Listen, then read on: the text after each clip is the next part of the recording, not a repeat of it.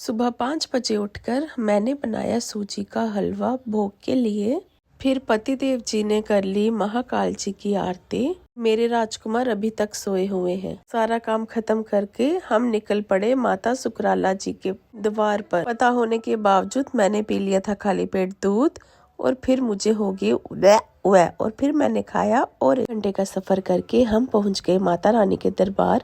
लिया माता रानी का चोला और सुहाग का सामान। माता रानी के लिए गुलाब के हार और प्रसाद।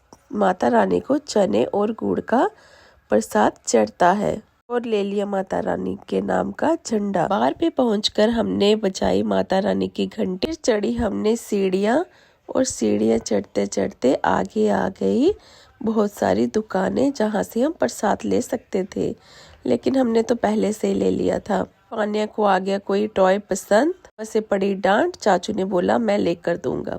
फिर हम पहुंच के दरबार में माता रानी के और लाइन में लग गए। हमने दी छोटी कंजकों को हलवे की कंजक और किए माता रानी के दर्शन। अब भी माता रानी के दर्शन कर लीजिए। जय माँ सुकराला।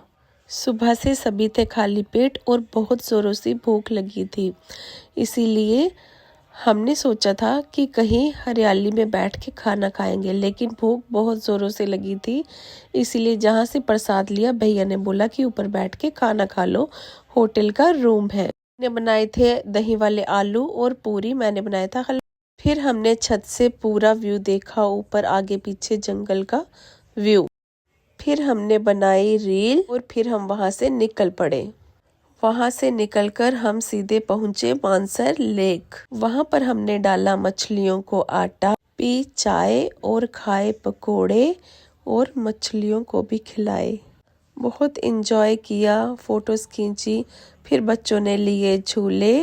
फिर हम वहां से शाम को निकल पड़े।